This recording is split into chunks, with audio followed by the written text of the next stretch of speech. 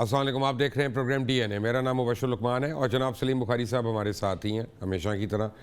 बड़ा आसान होता है किसी बुरी खबर से, सनसनीखेज़ खबर से प्रोग्राम शुरू करना, लेकिन आज हम दोनों को इस बात पे फ़ख्र है कि हम एक पॉजिटिव और अच्छी खबर से हम ये प्रोग्राम का आगाज़ करेंगे और पाकिस्तानियों को खुशी होगी जब हम उनको तफसील बताएंगे कि पाकिस्तान नेवी की जो अमन एक्सरसाइज़ हैं उसमें कितने ममालिक शिरकत कर रहे हैं और उसकी क्या दूररस नताइज होने हैं। बहुत अहम और डेवलपिंग स्टोरी है ये। कानूनदानों का जुनून जो है वो अजीब हद तक पहुंच गया। वकला गर्दी शुरू हो गई। चीफ जस्टिस अपने चैम्बर में मैसूर हो गए।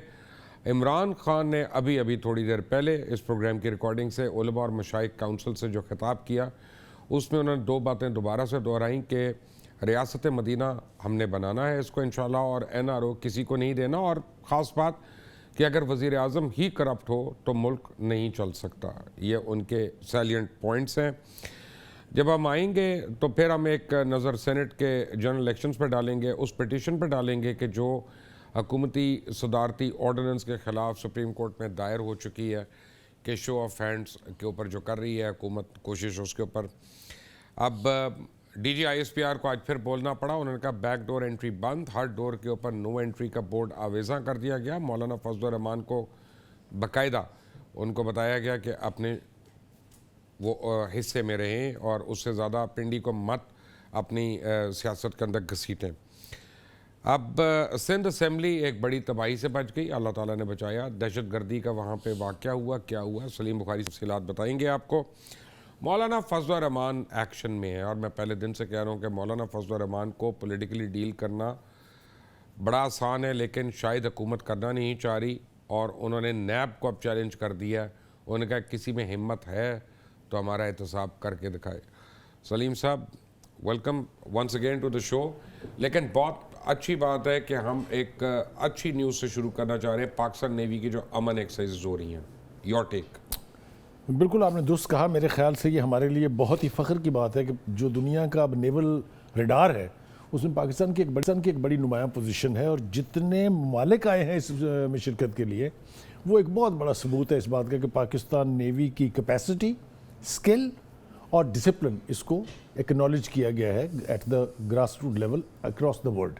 अच्छा, 2007 से हो रही है ये? जी हाँ, बिल्कुल ठीक कह रहे हैं आप, लेकिन ये इतने बड़े पैमाने पर पहले नहीं हुई। एक मुबशर और बात जो शेयर करना चाहते हैं हम अपने नाज़रीन के साथ वो ये कि पाकिस्तान ने एक मैरीन सिक्योरिटी अथॉरिटी बनाई है which is predominantly for Gwadar port जो है, लेकिन वो पूरे इंडियन ओशन में, बहरा अरब जिसको हम कह लेते हैं, उसके अंदर मॉनिटर करेगी कोई भी ऐसी activity which can be counter productive.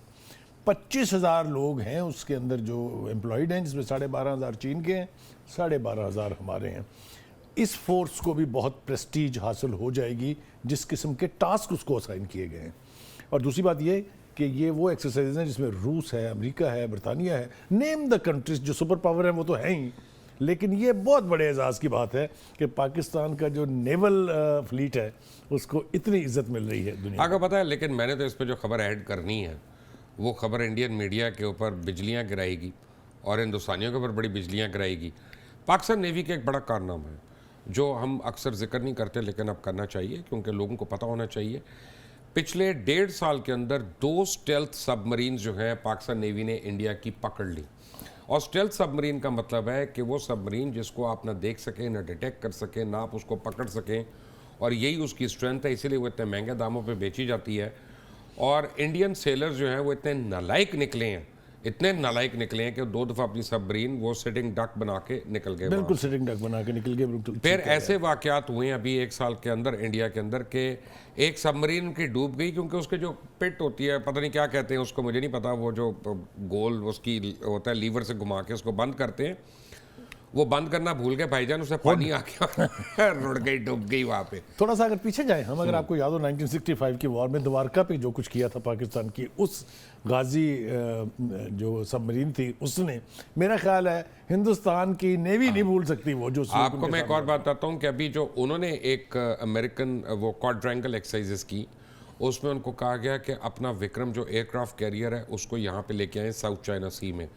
तो इंडियंस ने उस पर माफ़ी मांग ली क्योंकि विक्रम की कैपेसिटी नहीं है कि वो 10 नॉटिकल माइल से ज़्यादा एक दिन में सफ़र कर सके। तो वो अगले 1.5 महीने में पहुंचता है, इतना बुढ़ा हो गया बेचारा उसका। नहीं, मेरे ख्याल से ये बिला मुबालगा मुबशर मैं और आप we join hands in congratulating the nation कि जो कुछ इस वक्त नेवल, क्योंकि पूरी दुनिया में ये याद रखिए कि दो ही फोर्सेस अब बहुत ज़्यादा प्रोमिनेंट है फॉर वॉर्स एंड डिफेंस, एक एयरफोर्स है और दूसरी नेवी है, एम आई राइट? बिल्कुल सही। और ये कन्वेंशनल वॉर का दौर अब चला गया है, ये वॉर होगी या एयर्स में या वाटर्स में, और उसके एतबार से पाकिस्तान की दोनों ये फोर्सेस जो है, मैं और मुबशर इससे पहले भी आप लोगों के साथ शेयर कर चुके हैं कि इतनी मॉडर्नाइजेशन आई है कि ना we can be genuinely proud of our all the forces. अब आप ये सोचें कि इसका आपको क्या फ़ायदा, एक तो आपका डिफेंस है, ऑब्वियसली वो इम्प्रेग्नेबल बनता है। दूसरा सबसे बड़ा फ़ायदा यह है कि पाकिस्तान नेवी जो है वो 65% आपके ट्रेड को सिक्योर कर रही है, और पाकिस्तान के पानी और साउथ चाइना सी का जो पानी है उसमें से जितनी ट्रेड हो रही है उसको पाकिस्तान नेवी ओवरलुक कर रही है। और गवादर और चाबहार बनने के बाद, कंप्लीट होने के बाद, दुनिया का 70% ट्रेड जो है वो इस पानी से होना है, और उसकी सिक्योरिटी पाकिस्तान नेवी करेगी। कारोबार होगा, रोज़गार होगा, और हमारी ज़िंदगियां खुशहाल होंगी। एक जो और चीज़ आपके साथ शेयर कर ले कि चाबहार का जिक्र किया मुबशर साहब ने, तो चाबहार ईरान की बंदरगाह है और ईरान ने बाकायदा फॉर्मली रिक्वेस्ट की है कि पाकिस्तान गवादर की इसको असिस्टेंट पोर्ट कह लीजिए या सब्सिडरी पोर्ट कह लीजिए, क्योंकि जब ट्रैफिक यहाँ पर जिस तरह से चलनी है तो इतनी पार्किंग होगी कि स्पेस चाहिए होगी चाबहार तक। मैंने एक इंडियन सोल्जर से, रिटायर्ड सोल्जर से मैंने पूछा कि तुम्हें पाकिस्तान नेवी और इंडियन नेवी में क्या फ़र्क है, how do you see it? Numbers को छोड़ो, तादाद को छोड़ो, तादाद फ़र्क क्या पड़ता है, आई मीन क्वांटिटी की बात। उसने कहा कि ये जो तुम एक्सरसाइजेस कर रहे हो इतने साल से पूरी दुनिया की 30-30, 40-40, 50-50 नेवीज के साथ मिलके, तो बहरीन में जो नेवल कमांड सेंटर है वहाँ पे पाकिस्तानी जो है वो कमांड कर रहे हैं ऑस्ट्रेलियन नेवी को, अमेरिकन नेवी को, फलां नेवी को, रशियन नेवी भी अब आ गई उनके साथ। तो इनका जो एक्सपोजर है इंटरनेशनल मैरीटाइम का और वॉरफेयर का वो हमसे बहुत ज़्यादा है। इंडियन नेवी की कोई को एग्जिस्टेंस नहीं है इंटरनेशनल नेवीज़ के साथ। और एक अगर आप इजाज़त देंगे तो एक खबर और शेयर कर लेते हैं नाज़रीन आपके साथ। मैं चंद साल पहले चाइना गया था, तो चाइना में वहाँ जो डिप्टी प्राइम मिनिस्टर साहब थे उनके साथ नेवल के भी एक बहुत सीनियर ऑफिसर बैठे हुए थे, जिन्होंने हमें बताया कि हमने एयरक्राफ्ट कैरियर जो है उसका प्रोटोटाइप जहाज़ बना लिया है, और चाइना के बाद अगर किसी के साथ शेयर करेंगे तो दैट विल पाकिस्तान। मैं अब आपको एक खबर दूँ इससे पहले कि हम दूसरे सब्जेक्ट पे जाएं कि इंडिया के डिस्ट्रॉयर्स और फ्रिगेट्स वगैरह जो हैं, जो इतने अरबों डॉलर के उन्होंने ख़रीदे, वो इसलिए बेकार हो गए कि जो अब हमारी यू बोट्स हैं, जो स्मॉलर बोट्स हैं, मॉडर्न वॉरफेयर में वो बहुत ज़्यादा अहम है और बहुत टेक्निकल वेपन्स हैं एंड इकोनॉमिकल हैं। और मिसाइल्स में तो आपको पता है पाकिस्तान कोई तोड़ ही नहीं है, कोई जोड़ ही नहीं है, कोई जोड़ नहीं है, और खुद बनाता है। जितने जिल करेगा हमारी नेवी मिसाइल्स मारेगी इंडिया को। पाकिस्तान के पानी और पाकिस्तान के जो पोर्ट्स हैं वो अल्हम्दुलिल्लाह सेफ है। Thank you Pakistan navy. Coming back sir, क्यों आपको प्रॉब्लम हो रही है? अभी तो प्राइम मिनिस्टर ने इतनी अच्छी बातें की हैं, लेकिन आप उसमें ये देखें कीड़े निकाल रहे हैं पकड़ के। कीड़े निकाल रहा मैं, ये क्या लिख रहे हैं यहाँ पे? ये मैं 2-3 मिसालें देता हूँ ना आपको जल्दी जल्दी। पहले तो इमरान खान साहब जो हैं उनके नज़दीक दीनी जमातों का एक बाकायदा रोल था। यही वजह है कि काजी हुसैन अहमद के साथ आपने वो तस्वीर देखी होगी, और इसी तरह फजलुर रहमान साहब के साथ भी वो तस्वीर देखी होगी। तो कुछ ख्याल ये हुआ था कि शायद वो दूरी इख्तियार कर रहे हैं इनसे, लेकिन उनकी आज की तकरीर जो है वो बहुत दूरी इख्तियार कर रहे हैं। दीनी जमातों से, दीनी जमात की लीड क्यों करेंगे दूरी इख्तियार? लग रहा था ऐसा, मैंने कहा क्यों आ रहा था? मुझे तो नहीं लग रहा था। नहीं, मैं वो उसकी एक वजह है, इमरान खान एक रिलीजियस आदमी है, दीनी आदमी लेकिन है। हुआ ये कि जितनी भी दीनी जमातें हैं, देखें ना, जमात इस्लामी इनके साथ कोलिशन पार्टनर थी, लेकिन आप देखें क्या हुआ। देखिए उसकी अपनी सियासत भी तो है ना। आप, मैं जमात इस्लामी के ऊपर कुछ कहना नहीं चाहता, लेकिन उन्होंने अपनी सियासी तौर पे भी तो एग्जिस्ट करना है ना। अब तहरीक इंसाफ जो है वो एक डोमिनेंट पार्टी, उनको वो शेयर नहीं देना चाहती थी जो जमात एक्सपेक्ट कर रही थी। फ़र्क पड़ गया। मेरे ख्याल से जो आज उनकी तकरीर है उसमें 2 बातें बहुत ही काबिल गौर हैं। एक तो ये कि उन्होंने कहा कि उलमा और मशाइख के बगैर कोई सोसाइटी जो है वो सर्वाइव नहीं कर सकती, और दूसरा उन्होंने कहा कि सबसे बड़ी बात यह है कि जब इस्लाम के साथ टेररिज्म को जोड़ा गया तब इस्लामी दुनिया की तरफ से वो रद्द अमल नहीं आया जो आना चाहिए था। इस एतबार से मैं और आप कई बार OIC को कोस चुके हैं, लेकिन मैं समझता हूँ कि प्राइम मिनिस्टर की ये जितनी भी गुफ्तगू है आज की, ये इस लिहाज से आसन ज़रूर है कि पाकिस्तान किसी भी सूरत दीन से, दीनी जमातों से, क्लर्जी जिसको कहते हैं, पूरी दुनिया में क्लर्जी लेकिन देखिए अल्लाह आप। का बड़ा करम है, अल्लाह का बड़ा करम है कि प्राइम मिनिस्टर ने यह भी कहा कि मैं एनआरओ नहीं दूंगा। वो तो आपके ऊपर सीने पे सांप लौट गए उसके बाद।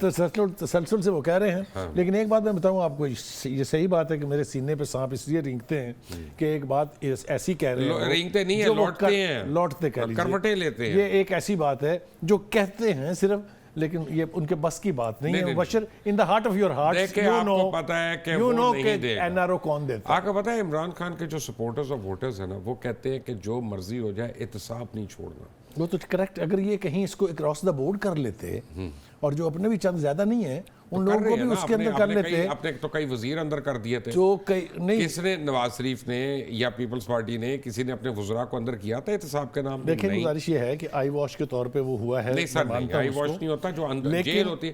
बुखारी साहब, आपको तो मैं सिर्फ आपके घर में कैद कर दूं ना तो आप अपना तड़प जाएंगे, वो तो जेल है। देखें एक जगह पे कैद जब हो जाए, जेल में वो कितनी देर रहे हैं और बाकी कितनी देर से रह रहे हैं। देखो मैं आपको एक मिसाल देता हूँ कि ब्यूरोक्रेसी जो है ना, ये किसी के बाप की जागीर नहीं होती। जो भी हुकूमत होती है ब्यूरोक्रेसी उसके साथ काम करती है, लेकिन ब्यूरोक्रेसी को दूसरों के साथ जोड़ जोड़ के अब हाल ये है कि पीटीआई बैठी हुई है और कोई ब्यूरोक्रेट किसी फाइल पे दस्तखत करने के लिए तैयार नहीं है। इसका ताल्लुक करप्शन से नहीं है, पीटीआई से नहीं है, उसका ताल्लुक नैब से, उसका ताल्लुक एंटी करप्शन से है कि वो जिस मर्जी जो भी साइन करता है उसको उठा लेते हैं और फिर कहते हैं प्रूफ करो।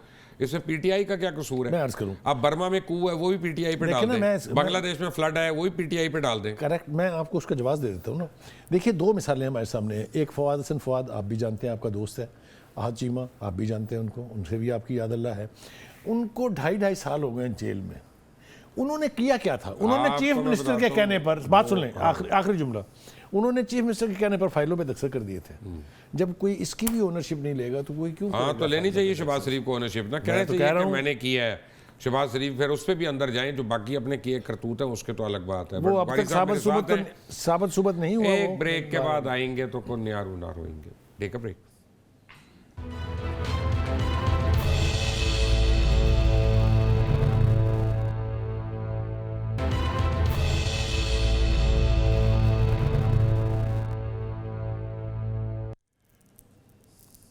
Welcome back. और इस्लामाबाद में आज बड़ा ही अनफॉर्चुनेट वाक़या हुआ कि जब वकला गर्दी की बदतरीन मिसाल जो है वो हमें देखने को मिली वहाँ पे।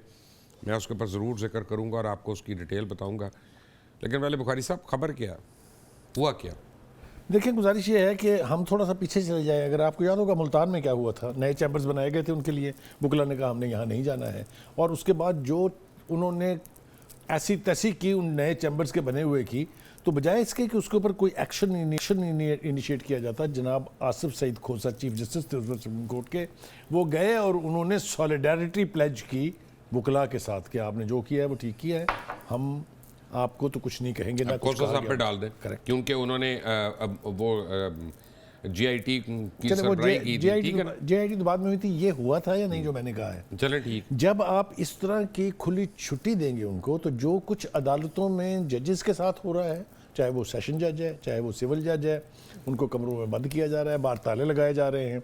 मुझे आप ये बताइए कि किसी भी सिविलाइज सोसाइटी में ये कोई अच्छा मंजरनामा है? नहीं, अपना सबसे बड़ी बात है इसका, अगर आपने कुछ करना ही है तो पहले इफ्तिखार चौधरी को बुरा कहें, रमदे साहब को कहें, आप उन सारों को कहें कि जिन्होंने इसको इनकरेज किया, इसमें पैसे लगाए और जिन्होंने फॉरेन फंडिंग ली वकला मूवमेंट के लिए।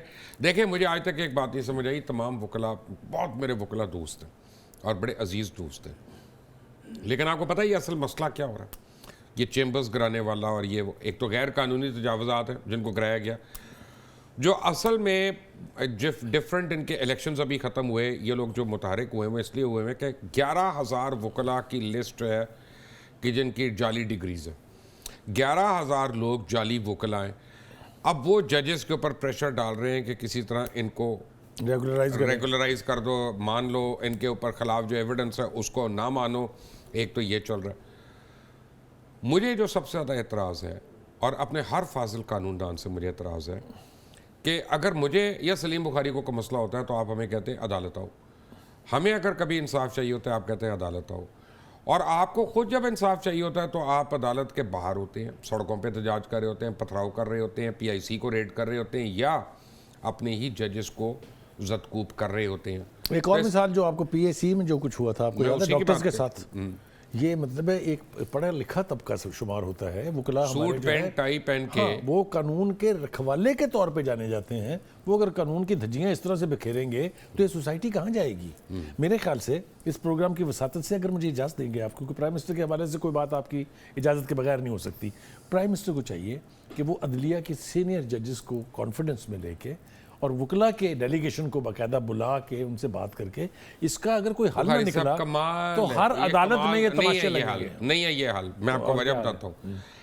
अगर वाकई प्राइम मिनिस्टर अदलिया की बालादस्ती चाहते हैं, और अगर वाकई अदलिया खुद अपनी बालादस्ती चाहती है, और अगर वाकई जितने लॉयर्स हैं जो साइलेंटली इस बात को कंडेम कर रहे हैं, पब्लिकली नहीं कह रहे क्योंकि हर एक की सियासत सीनियर है लॉयर उसमें। जो है वो उनका सोच तो और भाई फिर पहले उन वकला का जिनकी शक्लें जो हैं, जिनके चेहरे जो हैं सीसीटीवी कैमरास में आ चुके हैं, जिनका पता है कौन कौन है, तोड़ फोड़ करने वाला कौन है, चीफ जस्टिस के ऊपर हमला करने वाला कौन है, उनके लाइसेंस रिवोक करें, पहले उनको डिसरोब करें सारी उम्र के लिए।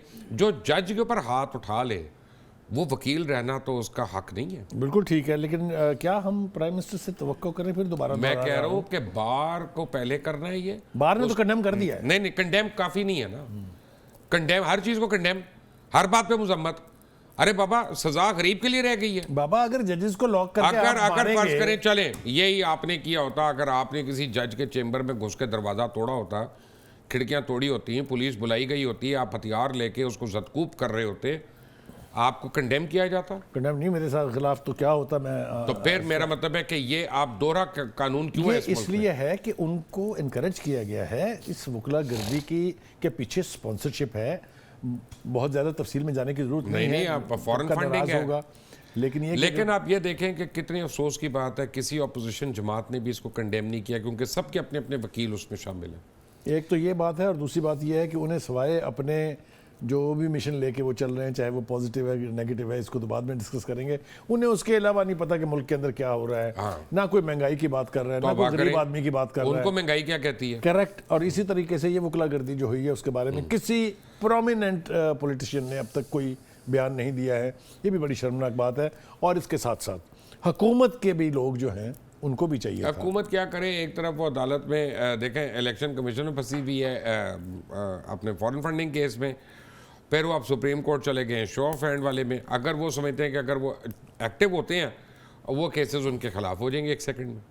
तो इस डर की वजह से फिर मैं एक छुट्टी राय लेनी दे चाहिए। रहा हूँ कि ये एक डिस्कशन हुई है वहाँ पे। आज तो ये वाकया हुआ है बुखारी साहब, कोई पॉलिसी तो नहीं है ना इसमें। बट हम तवक्को कर सकते हैं कि कोई ना कोई एक्शन मुझे इसके नहीं ऊपर होगा। लगता, मुझे नहीं लगता। कितनी शर्मनाक मेरा बात ख्याल है ये। कि इस मुल्क में जब तक सेक्रेट काउस है तब तक यहाँ पे कानून की बालादस्ती नहीं हो सकती। मुबशर सेक्रेट काउस को सिर्फ हुकूमत खत्म कर सकती है और कोई नहीं खत्म नहीं कर सकता बुखारी उनको। साहब, अगर मीडिया में कुछ होना है तो मैं और आप कर सकते हैं, उसको हुकूमत नहीं खत्म कर सकती। आप समझते हैं कि वकला करेंगे अपने आप को ठीक? क्यों नहीं? बार का क्या फंक्शन रह गया? अगर 11,000 जाली वकील हैं और जो हुल्लड़बाजी कर रहे हैं तो वो किसको नुकसान पहुंचा रहे नहीं, हैं? वो जिनको नुकसान पहुंचा रहे हैं उनकी मजाल है उनके सामने बोलने की। मैं कह रहा हूं कि अगर कैरेक्टर नहीं है तो फिर इस शोबे को छोड़ दे। बड़ा ये रिस्पेक्टेबल शोबा है। आप खुद ही मान रहे हैं कि उनके पास इतनी स्ट्रीट पावर है, इतनी न्यूज सेंस है। किसी के पास नहीं है। नहीं, वकला के पास है ना। नहीं, जो उनके पास है वो किसी के पास नहीं है। मैं कह रहा हूं जो स्ट्रीट पावर वकला के पास है, पाकिस्तान में किसी फ्रेटर्निटी के पास नहीं। ऐसी सूरत हाल में फिर क्या हम फातिया पढ़ लें इसके ऊपर कि कुछ नहीं हो सकता इसका, ये तो इसी तरह जारी जब रहेगी। तक जजेस की आंखें नहीं खुलती, जब तक वकला की आंखें आज नहीं खुलती, जजेस की आंखें खुली हैं। Chief justice Islamabad high court के ने तमाम अदालतों को बंद करने का हुक्म दिया और खुद सीधे चले गए चीफ जस्टिस सुप्रीम कोर्ट के पास। तो एक्शन तो मौजूद है, लेकिन क्या इसको इनकरेज किया जाएगा? नहीं, क्या तो उनके कल जब खुलेंगी फिर क्या होगा? ये जब अदालतें खुलेंगी तो क्या होगा? देखें, वो आपने कह दिया ना कि रोज सारों की होता है, शक्लें मैं आई आपको हुई हैं। वीडियोस दिखा देता हूं, कभी कोई आता है कोर्ट में सेशन जज मुबशर आप खुद कह रहे हैं कि तस्वीरें आ चुकी हैं कि जिन्होंने हुल्लड़बाजी की है उनको कल अदालतों में ना आने दें। आप कौन रोक सकता है? डिसरोब करें, डिसरोब करें। अगर आप वो एक्शन नहीं ले और अंदर करें कि जो आपने सलीम बुखारी या मुबशर लुकमान के खिलाफ लेना है अदालत की गुस्ताखी के लिए, तो फिर हम पे कौन सी अदालत का आप एहतराम जता रहे हैं? फिर हम क्यों करें एहतराम? अगर वकला ने अदालतों का एहतराम नहीं करना, हाँ, तो और कौन तो करेगा? मेरे ऊपर और आपके ऊपर तो लाजिम नहीं है कि हम एहतराम करें। बिल्कुल सही है। और एक बड़ी बदकिस्मत सूरत हाल जो हुई वो ये कि जो मुल्ज़म का वकील होता है वो मुद्दई के वकील के साथ लड़ रहा है, और जो सीन हमने देखे लाहौर हाई कोर्ट के जी हाँ। हफ्ते में, वो एक और खौफनाक सूरत हाल है कि वो खुद इंसाफ करने बैठ जाते हैं। पाकिस्तान बार काउंसिल ने इसको कंडेम जरूर किया, लेकिन मैं समझता हूँ कंडेमनेशन कोई हल नहीं है। It is not even a step for it. Disrobe करें इन लोगों को, और अगर नहीं कर सकते तो फिर हमें बता दें कि वो अपनी अदालतों का एहतराम नहीं करना चाहते, हम भी नहीं करेंगे। सिंपल। यानी आपका ख्याल ये कि एक तरह का लाइसेंस मिल जाएगा पब्लिक एट ग्रास मेरा मतलब है कि जब आप खुद ही नहीं कर रहे बुखारी साहब, जब आप खुद ही नहीं कर रहे तो फिर हम कैसे करेंगे? It makes sense. लेकिन मैं फिर आपसे कहूंगा, आप अपने वालिदैन की इज्जत करेंगे बुखारी साहब, तो मैं करूंगा ना। करेक्ट। अगर आप नहीं करेंगे तो मैं क्यों करूंगा? और अगर वो नहीं करेंगे तो हुकूमत तो चुपचाप बैठ जजेस के जो है देखती वो रहेगी। माँ बाप की तरह होते हैं ना। जजेस माँ बाप की तरह होते हैं। आप उनसे हर बात पे एग्री नहीं करते, लेकिन आप अपने वालिदैन पे हाथ तो नहीं उठाते। आज का जो मंजरनामा था वो तो बहुत खौफनाक था मुबश्शिर। और ये कई बार हो चुका है मंजरनामा, लोगों ने ये मेरे ख्याल से और ये TV कई screens बारी पर हो देखा चुका है, कई बारी हो पहले तो ये जजेस लेवल पर था, सिविल जज था, सेशन जज था, लोअर कोर्ट्स में था। भाई कल को ये आज अगर तो आपने ये- यहाँ पे ना कुछ किया तो सुप्रीम कोर्ट भी होगा, क्यों नहीं होगा? ये तो उन्होंने कहा है। ये तो आज की गुफ्तगू में ये आवाज़ें सुनी गई हैं कि नेक्स्ट टाइम हम प्रोटेस्ट करेंगे सुप्रीम कोर्ट में। प्रोटेस्ट तो नहीं करेंगे ना, ये तो थ्रेट है ना। तो तोड़फोड़ करेंगे, बिल्कुल ठीक है। अनफॉर्चुनेट सूरत हाल है, और जिसकी भी जिम्मेदारी है, चाहे वो जजेस की जिम्मेदारी है, चाहे वो बार काउंसिल की जिम्मेदारी है, चाहे वो हुकूमत की जिम्मेदारी है, अदलिया का ख़त्म हो गया तो ये सोसाइटी जो है, बुखारी साहब अगर मैं आपके साथ आज गुस्ताखी करता हूँ तो और जो कि कुछ तुम हो- अक्सर कर जाते हो, नहीं मैं नहीं बड़ा तौबा दिल करें, करके। मैं नहीं करता बिल प्लीज अपने। लेकिन तो सबसे पहले तो लाहौर प्रेस क्लब को चाहिए कि मुझे निकाले, उस बाद PFUJ को चाहिए कि मुझे निकाले। अगर वो अपने सीनियर्स का एहतराम नहीं करवाएंगे तो ये जूनियर्स क्यों करेंगे एहतराम? बिल्कुल ठीक बात है। खैर, इससे तो डिसएग्री किया ही नहीं जा सकता। एक ब्रेक के बाद आते हैं। ये बड़ा एक पाकिस्तान के ऊपर एक बहुत ही बड़ा तमाचा है कि हमारे सबसे पढ़े लिखे लोग, हमारे सबसे महज़ब लोग, हमारे वो साथी जिन्होंने कानून समझना है और उसको इम्प्लीमेंट करवाना है, वो खुद कानून की जब धज्जियाँ उड़ाते हैं, अखलाकियात को तार तार करते हैं, तो मुआशरा पे किस धागे के सहारे आप डूबने से अपने आप को बचाएगा? आएंगे एक ब्रेक के बाद और फिर बात करेंगे DG ISPR ने आज क्या कहा और क्यों कहा। After break, take a break.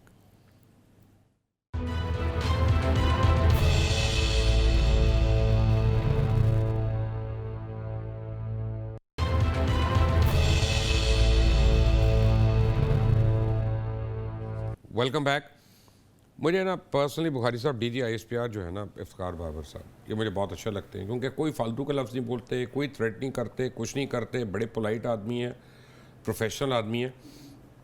लेकिन आपकी जमातें बार बार उनको मजबूर कर रही हैं कि वो आएँ और फ़ौज को तहफ़्फ़ुज़ फराहम करें और लोगों के दरमियान दिमागों के अंदर जो खलफशारी पैदा हो रही है उसको दूर करें। दो बातें मुबश्शिर इस एतबार से, इससे पहले के जो DG ISPRs होते थे उनकी तरफ से कुछ ऐसी गुफ्तगू हुई, अगर आप कहें तो मैं एक हवाला दे देता हूँ कि एक DG ISPR ने कहा कि हम तो PTI के मैनिफेस्टो के साथ खड़े हैं। नाम आपको भी याद है अच्छी तरह से, सारा उसकी पता वजह है किसने ना निकाला सर, था। वो सुन ले, मेरी बात सुन ले।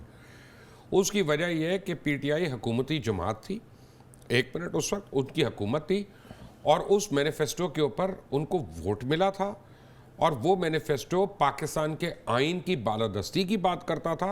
इसी को पॉलिटिकल स्टेटमेंट नहीं है। तो पहले तो किसी ने नहीं ये कहा कभी। ना कहा तो पहले हो गया ना। नहीं, पहले वाली हुकूमतें इलेक्ट होके नहीं आई थी सर, कितनी बार तरमीम होती है कवानीन में, वो तो पहले तो हुकूमतों ने नहीं की होती ये है। अब क्या करने गए हैं? तो जब जरूरत होती है तो आप उसकी बात करते हैं, बहरहाल इसमें मेरे कोई ख्याल ऐसी से प्रॉब्लम ये नहीं जो डिस्टेंस कर रही है पॉलिटिक्स से फौज, ख़ास तौर से सॉरी, वो है PDM की तहरीक के बाद से।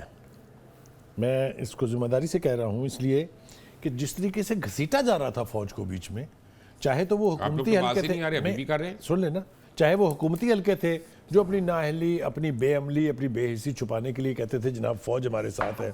आपको फैजुल हसन चौहान की वो प्रेस कॉन्फ्रेंस तो याद होगी जिसमें उन्होंने कोई 100 के करीब महकमे गिनवा दिए थे कि इसके पीछे वर्दी है, इसके पीछे फौज है।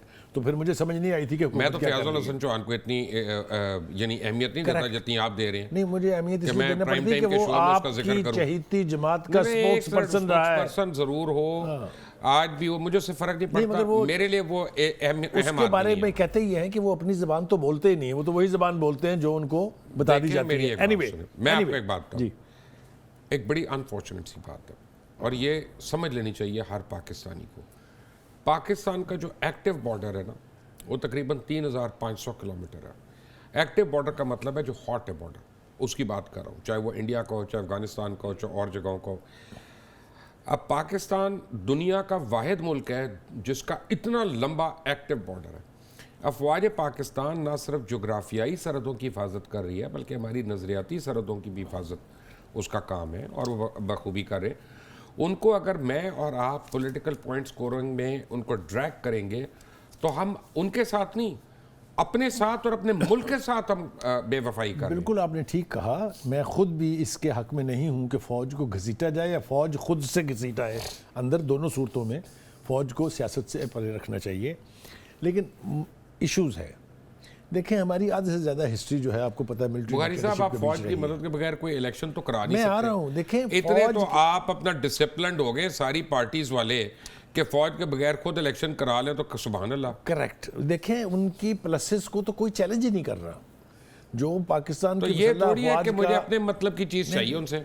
देखें गुजारिश ये है, फिर मैं आपको कह रहा हूँ कि ये DGISPR साहब को जब ये कहते थे चौहान साहब के जी ये फलां महकमों के पीछे वर्दी है या उसके पीछे आर्मी है, उस वक्त कहना चाहिए था कि जनाब ज़रा आप अपनी ज़बान ठीक रखें।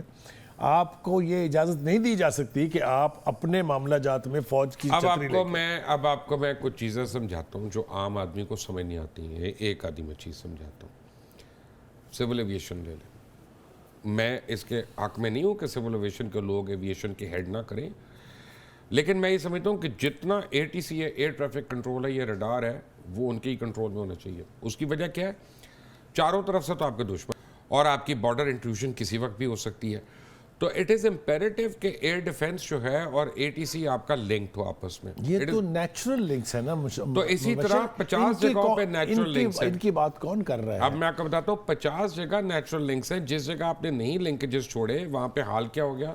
रेलवे ले लें, PIA ले लें, PSO ले लें। नहीं तो ये सिविल इदारे जो हैं ये फौज को दे देने चाहिए। नहीं देने नहीं चाहिए, लेकिन आप मुशावरत रखते हैं जैसे नेशनल सिक्योरिटी काउंसिल है। वो तो कोई दो राय नहीं है इसके बारे में कि जिस सोसाइटी के सेगमेंट का ताल्लुक पाकिस्तान के डिफेंस से है, कम से कम उनकी डिग्रियां तो असली है ना। मैं तो वो हूँ कम से कम उनकी डिग्रियां तो जाली नहीं है आपके जो मुखला दोस्तों की तरह। मैं तो यहाँ तक तस्लीम करता हूँ 11,000 आपके दोस्त ऐसे हैं जिनकी डिग्रियां जाली हैं, जिनके बारे में बात होती थी ना कि जी इनका कोई कॉन्स्टिट्यूशनल रोल ये चाहते हैं अपने लिए। कॉन्स्टिट्यूशनल रोल तो मौजूद है। कॉन्स्टिट्यूशनल रोल आप तो दुनिया के प्रियम्बल पढ़ें, आप प्रियम्बल पढ़ें, उसका आर्टिकल 3 कहता है कि Pakistan armed forces would be custodian of Pakistan territorial integrity and national ideology. और कौन सा होता है जी कॉन्स्टिट्यूशनल रोल? तो वो तो है। और ना कोई और इसी पे जनरल करामत से प्रॉब्लम हो गई थी। करेक्ट। जब जनरल करामत ने नेशनल सिक्योरिटी काउंसिल प्रपोज की थी, मियां साहब को इशू हो गया। देखिए मुबशर, ये सारी बातें आपके रेफरेंसेस ठीक हैं।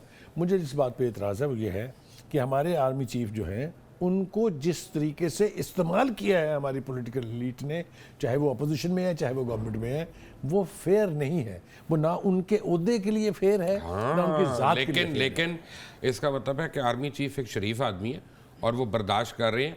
अगर कोई जेन्युइन यानी डंडे वाला बंदा होता ना तो अभी तक मैं देखता किसकी हिम्मत है बात करने की। देखिए ये तो हिम्मत कभी होती नहीं है। फौज के सिवा सरार के सामने किसकी हिम्मत होती है?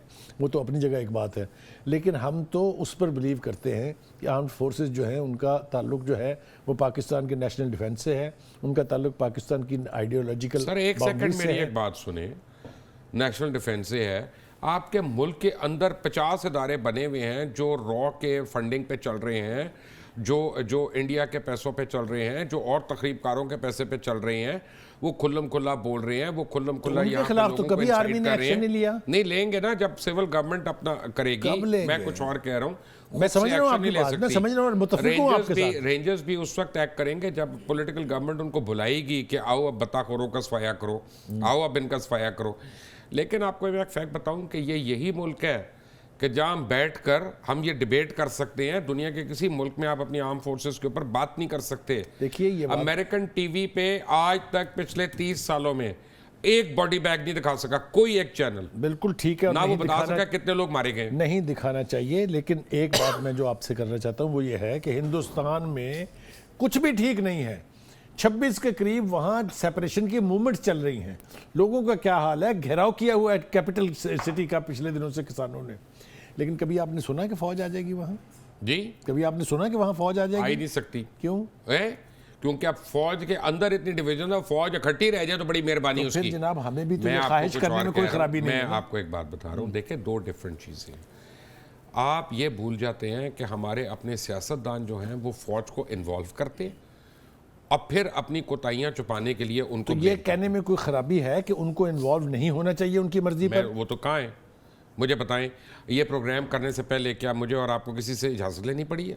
ये डिस्कस करने से पहले हमें क्या किसी से पूछना पड़ा है? हमें कौन डिक्टेट कर रहा है, बताएं चलें आज मुझे।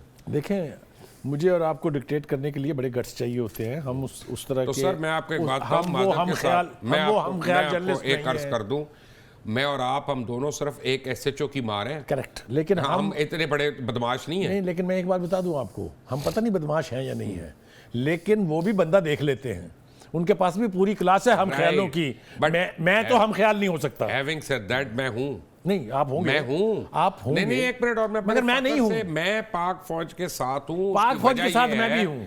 नहीं, एक मिनट, मैं सेपरेट नहीं करता कि मैं इस ओहदे को फौज से सेपरेट करूं। No, that is I will be the last person to be branded as a हम ख्याल जर्नलिस्ट। मैं ये कह रहा हूं कि दुनिया में कोई भी मुल्क ऐसा नहीं है जहां उनका 100% मीडिया जो है वो 100% अपने फौजों का और अफवाज का हम ख्याल नहीं जहां होता। तक फौज के साथ होने का ताल्लुक है, उनके प्रोफेशन में कोई पाकिस्तानी नहीं हो सकता जो उनके साथ ना हो। लेकिन मैं डिस्क्वालीफाई करता मैं हूं ये इस समझ रहा हूं सोच कि को आपकी कि मैं प्रोफेशन हम की- ख्याल हूं। आपकी प्रोफेशन की जो डेफिनेशन है ना, उसको इंशाल्लाह किसी दिन मैं उर्दू में समझा के उसको वाइड करूंगा। आप जब मर्जी इसको शुरू हाँ, करें, मैं अल्लाह के आपको फजल बिल्कुल करम करता से हूं। मैं अभी आपको एक मायूस ब्रेक करने मुझे वाला लेनी नहीं। है, लेकिन हैविंग सेड दैट, मैं उनके सियासतदान अगर अपनी घर को ठीक कर लें तो उनकी बड़ी मेहरबानी है। असेंबली का क्या हाल किया हुआ है? करेक्ट। जो उनका सेक्रेट घर है उसका क्या हाल किया हुआ है? दुनिया में किसी जगह ऐसे हमें नहीं देखने को डू यू मिलते। Blame only the opposition for No, that? I blame all politicians. Yes, I blame all हुकूमत ने politicians for सबसे that. ज्यादा गंद तो किया अपना है, घर ठीक क्योंकि करें, उनका फिर काम किसी था और कि वो अपोजिशन को मैं साथ लेके। आज वो उसको कह रहे हैं, कल आपको कहेंगे, मुझे कहेंगे, गलत बात है। ये- अपने घर को ठीक करो, अपनी औकात समझो। असेंबली को जब तक रिस्पेक्ट नहीं दी जाएगी, जब भाई तक मैंने देनी है अपने रोल, एक मिनट, आज अभी अब थोड़ी देर पहले बात गवर्नमेंट ने क्या हो रही देनी है, थी गवर्नमेंट कि देगी। अगर वकील जो हैं वो अपने जजेस को रिस्पेक्ट नहीं दे रहे तो मैं और आप देंगे। अगर ये पॉलिटिशियन अपनी जिस असेंबली तरह को आपने respect ये नहीं कहा देंगे- कि ये जजेस का काम है, हाँ। इसी तरह असेंबलीज का माहौल बेहतर रखना हुकूमत की जिम्मेदारी है। ठीक है, हुकूमत और अपोजिशन दोनों की, दोनों की। ठीक है ना, जो भी सियासतदान है, Correct. और चाहे वो असेंबली के अंदर है चाहे वो असेंबली के बाहर है, ठीक है ना। जब उसको लोटा लोटा कहेंगे, जब उसको गलत कहेंगे, जब उसको कहेंगे कि ये प्लांटेड है, तो फिर उस असेंबली की इज्जत ये एजाज भी नहीं करेगा, मोटू भी नहीं करेगा, कोई भी नहीं कौन करेगा। सी असेंबली थी जिसमें लोटे लोटे के नारे नहीं लगते थे? नहीं, ये गलत है ना। नहीं, ये कोई नई बात है। एक सेकंड, वही बात अब लोगों के जहन में आ गई हुई है कि हाँ ये लोटे हैं। देखें, मैं आपको एक लोटे बात नहीं बताऊं। है। नहीं है लोटे। बुखारी साहब गलत लफ्ज आप इस्तेमाल कर कैसे? रहे हैं, उसकी मैं वजह बताता हूं। लोटा कौन होता है? जो पार्टी बदलता है। पार्टी बदलने में क्या प्रॉब्लम है? जो पार्टी बदल के अपनी पहली पार्टी के खिलाफ वादा उससे क्या माफगवा फर्क बनते पड़ता हैं, है? मैं उससे क्या दे फर्क आर पड़ता है? लोटस। आप पर मेरी एक ये बात अपनी अपनी सुनिए, वादा अंडरस्टैंडिंग माफ की बात कोई नहीं है। बना उनमें से, लेकिन एक बात में आपको मैं बताऊं कि आप तहरीक पाकिस्तान ज़रा उठा के देख लें और आपको कितने जय्यद सियासतदान मिलेंगे जिन्होंने पार्टीज बदली इसलिए कि उनके मौक़िफ़ जो है वहाँ पे दबाया जा रहा था और उनको मुसलमानों के हकूक़ मारे जा रहे थे, तब कांग्रेस से मुस्लिम लीग में आना पड़ा। Last but not the least, अब मुझे पार्टी बदलने पर कोई इतराज नहीं है, लेकिन जिस पार्टी में आपने बुल्ले लुटे हों और फिर दूसरी पार्टी में जाके आप उसको गालियां देने लग ऐसा ही है ना कि अगर मैं फर्ज करें यहाँ से पहले ARY में था और ARY के बाद अब मैंने 24 अगर ज्वाइन कर लिया, तो अगर मैं यहाँ बैठ के ARY की बुराई करूं तो मैं गलत बात कर रहा हूँ। Correct. ठीक है ना, That's what घटिया I'm बात saying. कर। तो मैं कह रहा हूँ कि मुझे जिस तरह मेरे ऊपर बाइंडिंग है कि मैं ना करूँ, तो सियासतदानों के ऊपर भी बाइंडिंग होना चाहिए कि अपने लोगों की इज्जत करवा ले। करेक्ट। बट एक ब्रेक के बाद आते हैं, मजीद स्टोरीज उठाते हैं। Take a break.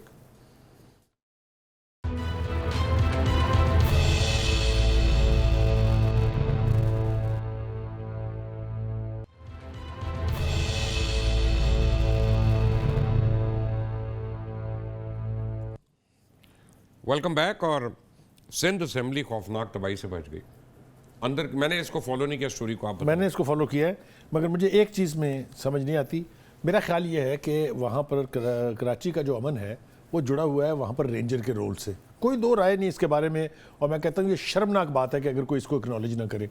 वहाँ चाहे वो MQM का दौर था, चाहे वो MQM के आफ्टर मैच थे, रेंजर ने किया वहाँ काम जितना भी किया, और मैं आई तो मुझे तवक्को है और जनरल बिलाल को क्रेडिट दें। करेक्ट, बिल्कुल देना चाहिए। और मेरा ख्याल ये है कि ये कार्रवाई भी उन्हीं की होगी। अगर पुलिस की है तो पुलिस काबिल तहसीन है।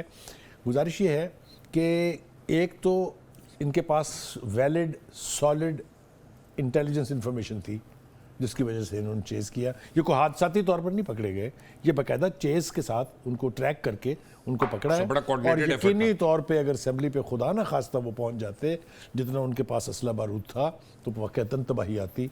तो कराची रहम की करे। पुलिस है अच्छा, वाकई चाहे रेंजर्स है, उनको मेरे ख्याल से हमारे इस पोडियम से, हमारे इस फोरम वैसे कराची की पुलिस ने पीछे जब बिजनेस सेंटर पे हुआ था ना, वहाँ पे वो भी कमाल किया था। उन्होंने जिस दलेर तरह से उन्होंने तरीके से डिफेंड लड़े किया थे। वो पुलिस जो है, मैं कहता हूँ वाकई सैल्यूट है उनको। Absolutely I agree with you. बहुत कम एग्रीमेंट होता है आपके साथ, बट दिस अच्छा, इसकी डिटेल्स क्या है, पीछे रॉ है इसके? देखें, हर उस टेररिस्ट एक्टिविटी जो कराची में हो, बलूचिस्तान में हो, प्रीडोमिनेटली रहा उसके पीछे है। सिग्नेचर वही है, इसलिए कि उनके स्लीपर सेल वहाँ मौजूद हैं, उन तक रसाई हो रही है हमारी इंटेलिजेंस एजेंसीज की भी और हमारी फोर्सेस की भी जो लॉ इन्फोर्सर हैं। हम ये तवक्को कर सकते हैं कि अगर ये इसी रफ्तार के साथ कार्रवाई जारी रही तो शायद एक दिन कराची एक पुरअमन रोशनियों का शहर बन जाएगा, जिसे हम कायद के शहर के तौर पे जानते थे। हम जहाँ तारीफ़ कर रहे हैं उनके लिए ये चैलेंज भी है कि इसके अमन को अब किसी को तबाह करने की जरूरत नहीं होनी चाहिए। अच्छा जी, मौलाना फजल रहमान को क्या हो गया, एकदम चैलेंजेस करने पे आ गए? आप उनको एडवाइस करके आए तो उसके बाद वो गर्म ही हो गए। आप ना मिला करें लोगों को, आप मिलते हैं लोग गर्म हो जाते हैं। पहली बात तो ये है काफ़ी अरसे से मेरी मौलाना से मुलाकात नहीं हुई है। आप दोस्त हैं हमारे, कुछ करके आए हैं, दोस्त हैं हमारे, उनसे बात भी होती रहती है। लेकिन मौलाना ने ये काम पहली दफ़ा नहीं किया। अगर आपको याद हो, जब नैब ने कहा कि हम उनको नोटिस भेज रहे हैं कि वो फलां तारीख को आ जाए, भेजा था ना जी, जिसने भी लोगों ने सोशल मीडिया पे मशहूर कर दिया था। ऑब्वियसली तो तब भी उन्होंने इसी तरह का स्टेडफास्ट स्टेटमेंट दिया था कि अगर मुझे आना पड़ा या इन्होंने बुलाया मुझे तो मैं 3 लाख वर्कर लेके जाऊंगा वहाँ। ये भी कोई बहुत एहसन बात नहीं है। मैं इत्तेफाक करता हूँ आपसे इससे पहले कि आप कहें इसको, कि जो इंस्टीट्यूशंस हैं उनको रिस्पेक्ट करना चाहिए। आपका केस अगर स्ट्रॉन्ग है तो जाके आप उस फोरम के ऊपर अपने आप को साबित कर दें कि आप बेगुनाह हैं। लेकिन ये जिस तरह का माहौल चल रहा है इस वक्त, जिस तरह 1600 प्लॉट अगर आपके पास होंगे बुखारी साहब, तो आप क्या साबित करेंगे? आप मुझे 1600 प्लॉट दें, नहीं, जो आप मर्जी अभी मेरे अपने साथ 9 मोबाइल फोन्स का हिसाब जरा दे दीजिएगा कि वो दो भी नहीं रहे। वो आपने रखे नहीं है, ऐसी यहाँ नजर पे, लगी है तुम्हारी कि 2 भी नहीं फारूक रहे। के पास है। लेकिन मौलाना फजल रहमान के बारे में 2 बातें मैं मेरे ख्याल से कह दूं। एक तो ये कि उनमें इतनी जरूरत है कि वो मानते हैं। उन्होंने अपना इस्लामाबाद का घर मान लिया जो बहुत बड़ा घर है। उनका जी मुझे किसी दोस्त ने बना के दिया है। आप मेरे ऐसे दोस्त क्यों नहीं है बुखारी साहब? तुफ है हमारी दोस्ती पे, कितने सालों की दोस्ती। तुम मेरे दोस्त बन जाओ ना। मैं उम्र में छोटा हूँ, पहले आप करेंगे। देखें, आप लोगों को खानों के लिए इनवाइट करते हैं, आपके यहाँ महफिलें होती हैं। लेकिन बात यह है कि मैं करता हूं, सुन लो खूबसूरत सुन लो। तो अल्लाह ने जितनी भी कैपेसिटी तुम्हें दी है उसके मुताबिक तुम्हारा भी दर जो है वो बहुत से लोगों के लिए खुला है। मैं भी वहाँ हुआ है अगर आपको याद हो। लेकिन बात हम कर रहे हैं मौलाना फजल रहमान की। मौलाना फजल रहमान के पास ये जो लॉन्ग मार्च के हवाले से ये जो अभी तक एजिटेशन पीडीएम का चल रहा है उसके एतबार से थोड़ी सी उनको ज़रा अपने बारे में गलतफहमी तो मैं नहीं कहूँगा, लेकिन ये कि वो थोड़ा सा अपने कद से। लेकिन मुझे लगता है कि मौलाना फजल रहमान डिलिबरेटली एक शो डाउन चाहते हैं कि law and order situation create हो जिसको वो बहाना ढूंढ के एनार्की की तरफ कन्वर्ट करें, और वही उनका एक होप है हुकूमत वक्त के खिलाफ। देखें, अगर तो उनके खिलाफ केसेस स्ट्रॉन्ग हैं, पहले बात है कि केस स्ट्रॉन्ग हो या वीक हो। नहीं, वीक केस तो कोई केस नहीं होता। नहीं, धमकियां क्यों दें? नहीं, उनको आप नोटिस क्यों दें? अगर उनके खिलाफ केस ही आपके पास नहीं है, कोई आपके पास सबूत नहीं है। नोटिस तो गलत भी होता है, जैसे मैं मानता हूँ सलीम मांडवाला को गलत नोटिस किया। हाँ, अब आप देखें ना, अगर सलीम मांडवाला वो जा भी रही है, जवाब में जो कुछ कह रहा है वो ढकी छुपी जबान में तो वही कुछ है ना जो मौलाना वो धमकियां नहीं दे रहे। नहीं, उन्होंने कहा मैं खींचूंगा चेयरमैन नैब को दुनिया के हर फोरम पर, दुनिया की हर अदालत में। उन्होंने कानूनी हक इस्तेमाल करने की बात की है। नहीं, वो इसलिए कि उनको आप भी जानते हैं, मैं भी जानता हूं कि उनको सिर्फ मिलाइन करने के लिए उनका नाम। कैप्टन सफदरज़ादा कौन देता है धमकियां? वो तो कायदे आज़म के मज़ार पे खड़ा होकर पता नहीं क्या क्या बोल जाता है। देखिए, वो नारे शारे लगवा देता है उसको। आपने वैसे बेचारे का मैंने एक वीडियो देखा, कहते हैं यार किधर गया वो केस, किधर गया जिंदगी है कदे मेरे, केस किधर गया वो। बात यही है ना, हैव्स एंड हैव नॉट्स। मैं पहली ब्रेक में भी यही बात आपको कह रहा था कि जो लोग जिम्मेदार हैं इस मुल्क में कानून तोड़ने के, उनको हम कुछ करते नहीं। और जो प्राइम मिनिस्टर ने आज क्या बात की है कि गरीब आदमी को हम पकड़ के अंदर डाल देते हैं गनेरियाँ चोरी करने पे, ठीक है ना। 200 यूनिट चोरी की, उसका बिजली का मीटर उठा के ले गई है वो। लेकिन जो असल चोर हैं उन तक पहुंचते हुए हर एक के पर चलते हैं। असल चोर सिर्फ अपोजिशन में नहीं बसते, उनके इर्द गिर्द भी एटीएम मशीन्स हैं, उनके बहुत सारे लोग हैं जिनके ऊपर ऑलरेडी केसेस मौजूद हैं, उनके तो रेफरेंसेस तक असल दायर हो चोर गए जो हैं। हैं उनके इर्द गिर्द कोई एटीएम मशीन नहीं, उनके इर्द गिर्द बैंक्स हैं, उनके इर्द गिर्द पूरे के पूरे बैंक हैं। ये मेरी बात जो है उसको आपने 4 से ज़रब दे जी हाँ। दिया है। जी। अब वो जो बैंक हैं उनके ऊपर भी तो हाथ पड़ना चाहिए ना, पढ़ना भाई साहब। चाहिए ना। जब आपको ये पता हो कि 1000 रुपए में आपने एक बैंक बेच दिया, किसने बेचा था वैसे? जो आपके किसी एक फौजी जर्नैल के दौर में हुआ था। ना ना ना ना ना ना ना ना ना तारीख- मियाँ साहब के दौर में। मियाँ साहब प्राइम मिनिस्टर जरूर थे। मियाँ साहब प्राइम मिनिस्टर थे, उनको अपनी जिम्मेदारी पूरी लेने दें, क्योंकि बकौल उनके वो किसी की डिक्टेशन नहीं लेते थे। उन्होंने 1000 रुपए का पूरा क्या बैंक नहीं लेते थे वो डिक्टेशन? वो ये मियाँ साहब ने कहा। आप 2 प्रोग्राम में मेरे साथ बैठ के कह चुके हैं कि उससे ज्यादा तो फौज की बात मैंने किसी ने कहा मानी नहीं। भाई अपना मियाँ साहब जो है वो खुद ये कहते हैं, मैं उनकी बात मान रहा हूँ आज, उस पर आपको प्रॉब्लम है। 1000 रुपए का उन्होंने बैंक बेच दिया। 1000 रुपए का आज मैंने किसी को एक रेडी लगवा के देनी थी, एक बच्चे को बेचारे को, तो पता चला सबसे सस्ती रेडी जो है वो 8000 रुपए की बन रही है, और 1000 रुपए का बैंक दे दिया मियाँ साहब ने। देखें जो यही कुछ होने जा रहा है, चाहे वो स्टील मिल की का बेचना है, चाहे वो रोजवेल्ट होटल का बेचना है, ये जिसका जब दांव लगा बुखारी है साहब किसी ने बिकेगा कम नहीं ना, की है। जब अपने बिकेगा फ्रंटमैन ना, खड़े करके हर एक को देने की। आप मेरी एक बात सुने, अगर कोई फ्रंटमैन पैसे दे देता है जो जायज है तो मुझे तो कोई ये इतराज कौन नहीं। तय करेगा ये जायज है कि नहीं है? नहीं, वो तो प्रोसेस होगा ना, टेंडर होगा तो पता चल जाएगा। नौमन तेल होगा तो राधा भी डांस कर लेगी ना, लेकिन ना नौमन तेल ना राधा, मैं और आप विक्ट्री डांस करें, ये क्या देखें, बात है? हम तो सिर्फ रियलिटीज को ग्राउंड पे देख के उस पर बात कर सकते हैं। ये रोजवेल्ट होटल को बेचने की कोशिश सिर्फ इमरान खान के दौर में नहीं हो रही, इससे पहले भी इसकी 5 दफा कोशिश हो चुकी है। और मीडिया का काम है ये कि जहां देखें कि ये नेशनल हमारा एसेट के काम साथ- है कि नेशनल एसेट्स के ऊपर जहाँ हमला पड़ रहा हो हम उसको एक्सपोज करें। बट बुखारी साहब आज के लिए इतना ही काफ़ी है, और कल जब आएंगे तो एक स्पेशल एक्सरसाइज भी करेंगे लोगों से। कल आपको बताएंगे सेनेट में कौन मुतवक्के जीत सकता है, कौन सी पार्टी कितना कुछ जीत सकती है। बहुत अहम चीज़ है, क्योंकि ये सेनेट का इलेक्शन आने वाली जमहूरियत के ऊपर बहुत ज़्यादा शदीद और गहरे असरात छोड़ेगा। सलीम बुखारी व मुबश्शिर लुकमान को इजाज़त दें। अंडर टुमारो, अल्लाह हाफिज़।